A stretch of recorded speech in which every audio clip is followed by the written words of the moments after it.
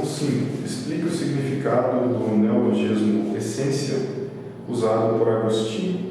Por que se aplica só a Deus?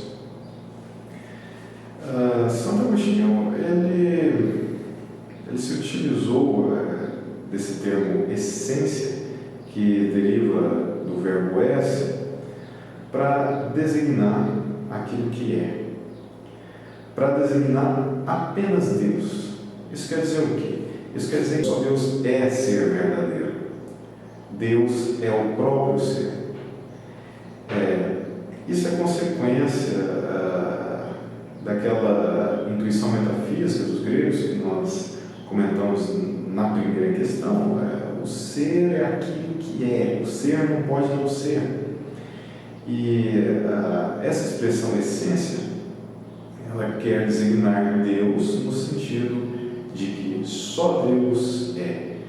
Ela quer designar a existência plena de Deus. Séculos depois, São Tomás de Aquino ele vai contrapor essência à existência, mas em Santo Agostinho, essência, o conceito de essência é relacionado com a própria existência. Só Deus é ser, verdadeiramente, absolutamente. E nesse sentido, você só pode dizer isso de Deus, você não pode dizer isso de criatura de criatura nenhuma. Tá? A essência de Deus, ela é a sua própria existência. Questão 6, questão fácil, tomara que caia na prova para todo mundo acertar. Qual é o objeto da filosofia de Santo Agostinho? Explique. Deus e a alma são o objeto da filosofia agostiniana, da metafísica agostiniana.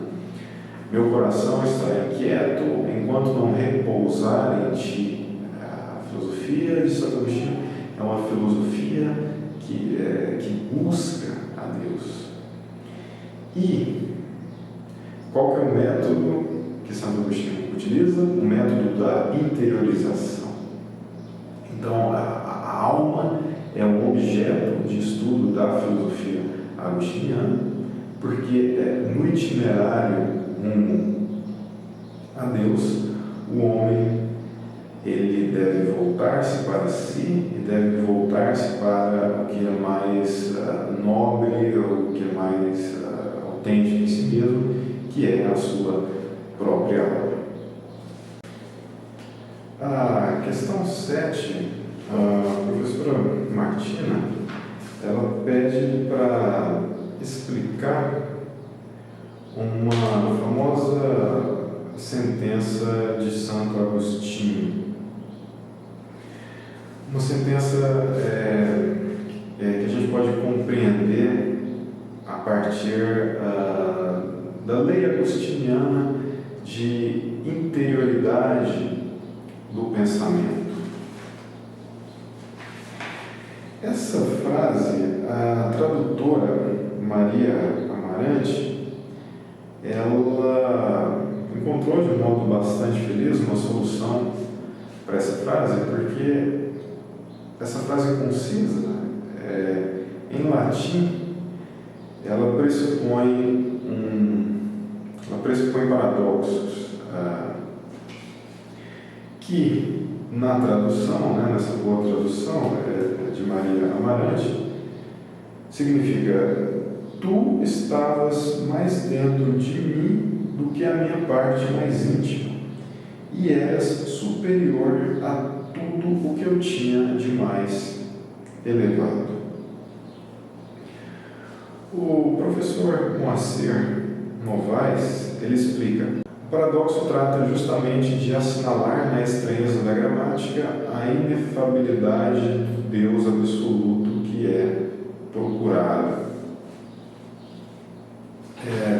Como nós já dizemos, o método de Santo Agostinho é um método interiorizante. Então, na interiorização, você busca a Deus. E nesse mais íntimo do seu próprio íntimo, nessa mais suprema intimidade, é lá que Deus habita. Então, no itinerário agostiniano, passa-se daquilo que é mais externo ou inferior para aquilo que é mais superior e íntimo. Eu gostaria de explicar um pouco melhor essa lei da interioridade do pensamento em Santo Agostinho. Etienne Gilson, ele chama lei de interioridade do pensamento. Em Santo Agostinho, a inteligibilidade e o conhecimento sensível são as atividades da alma.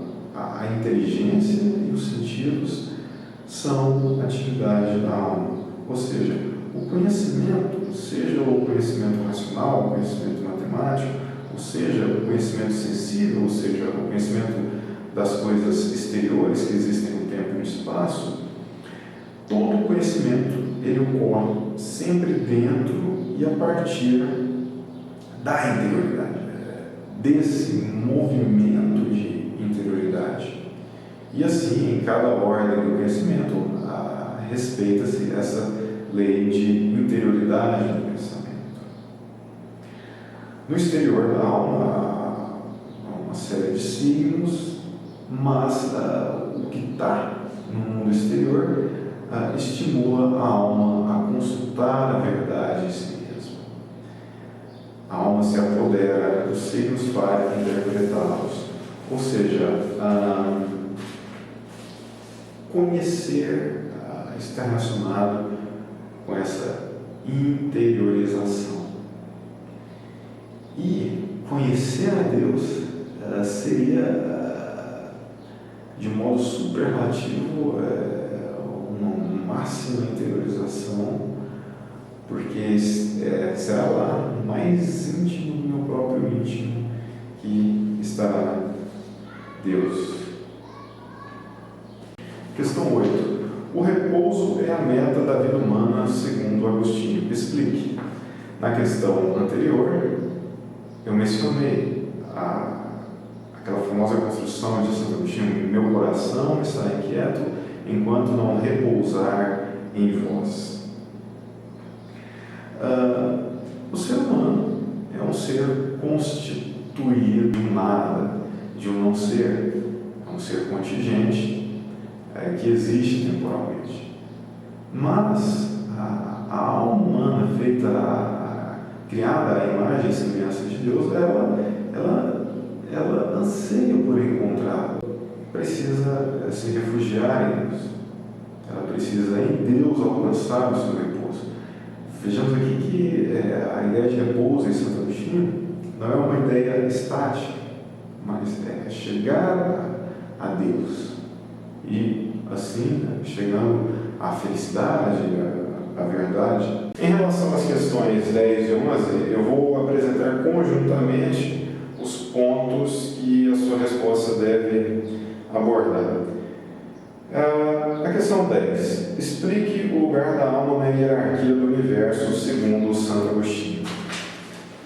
Em Santo Agostinho, a alma humana ocupa um ponto médio, ou um ponto intermediário entre Deus, que é o próprio ser, que é o ser supremo, que é o ser bom em si mesmo, entre Deus e entre as naturezas meramente corporais, as naturezas mutáveis segundo o tempo e o lugar.